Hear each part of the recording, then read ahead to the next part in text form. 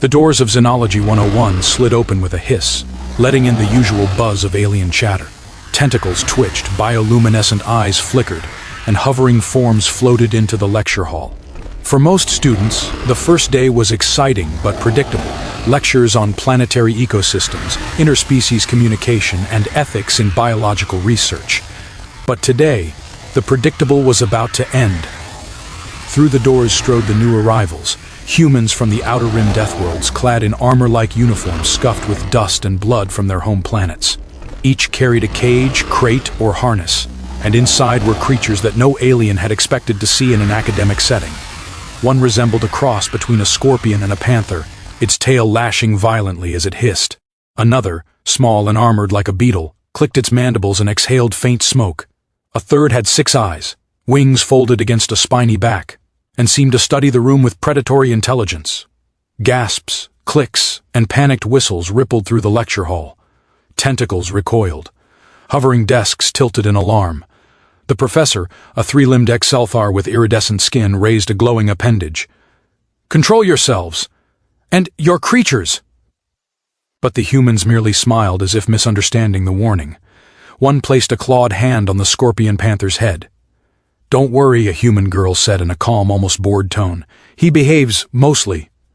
The creatures did not behave. The scorpion panther swiped a desk clean off its magnetic supports. The armored beetle skittered across the floor, leaving a faint scorch mark. The winged 6-eyed predator leapt onto the ceiling, letting out a shriek that echoed like a sonic pulse. The alien students froze, eyes wide, some floating backward to avoid claws and tails. For them, this was unimaginable. On their carefully curated planets, pets were gentle, obedient, and regulated.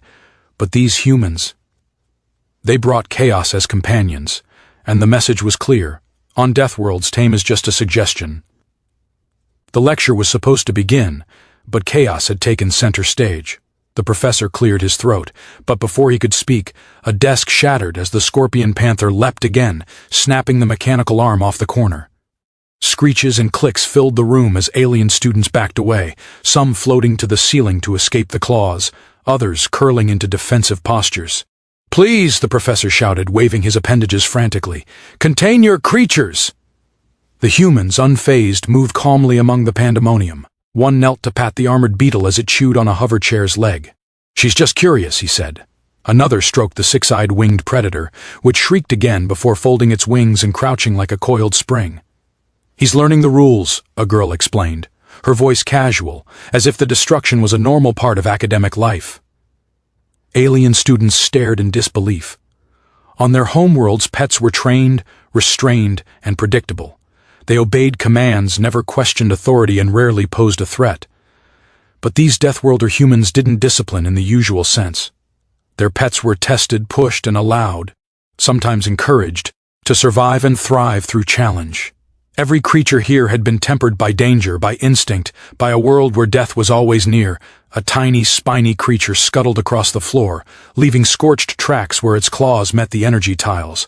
A floating desk narrowly avoided being skewered as the scorpion panther spun mid-air. Alien students whispered nervously to one another, some taking careful notes, others simply hiding behind chairs. By the time the professor managed to regain partial control, it was clear the humans' pets weren't just dangerous, they were extensions of their owners' survival instincts. Calm, intelligent, and utterly fearless. They didn't obey out of fear, but out of mutual understanding. The aliens realized with a creeping sense of awe and terror that trying to tame or contain such creatures, or the humans themselves, was a lesson in futility. In this classroom, chaos wasn't just allowed, it was a rule of life.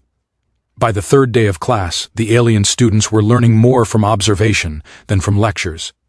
Every interaction between the Deathworlders and their pets was a study in controlled chaos. The creatures tore across the hall, leapt from walls to ceilings, and tested the limits of the room's containment fields. But the humans moved among them with calm precision, hands raised in subtle gestures or gentle taps that instantly redirected a tail, claw, or wing. "What are they doing?" whispered a Zephyrian student, its multiple eyes wide with awe. "They're not controlling," another whispered back. "They're guiding, adapting." The aliens watched as the scorpion panther lunged toward a floating lectern. Instead of panicking, the human calmly pressed a ridge along its back. The creature froze mid-air, tail poised, then settled gently on the floor. Across the room, the armored beetle pushed against the wall, attempting to escape. Its human knelt, murmured, and the beetle paused, then reoriented itself toward a target without aggression. Even the winged predator responded instantly to a mere shift in posture.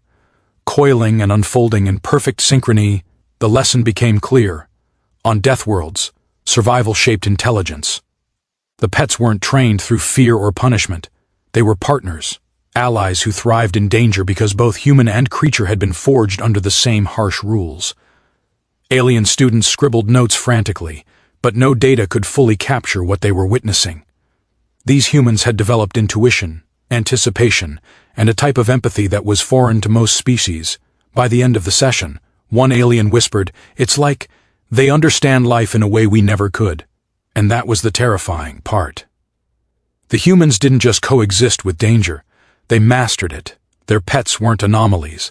They were living extensions of a worldview alien in its audacity, fearless in its logic, and utterly incomprehensible.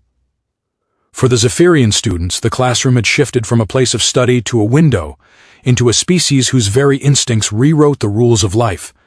The field trip to the planetarium's simulated Deathworld environment was supposed to be a controlled exercise, a chance for alien students to observe survival strategies in extreme conditions.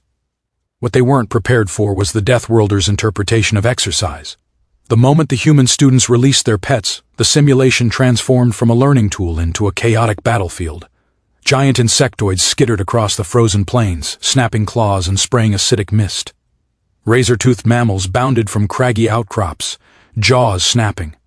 Psychic predators flickered into visibility, their tendrils probing the minds of anyone too slow to dodge.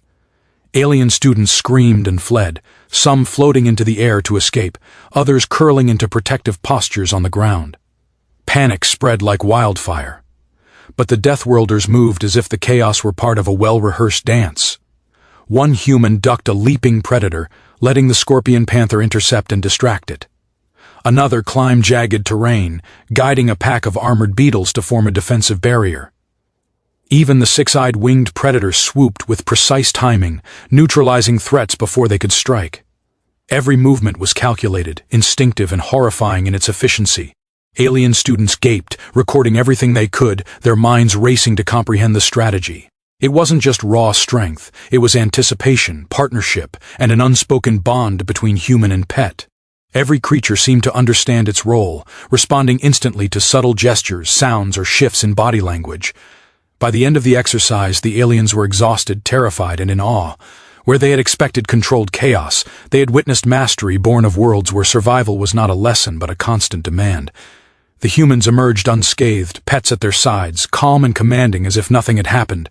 The realization struck the alien students all at once. Deathworlders and their companions did not merely survive, they thrived in conditions that others would call apocalyptic. And for the first time, the aliens understood that they had been witnessing not pets and students, but a living system of resilience and power that defied comprehension.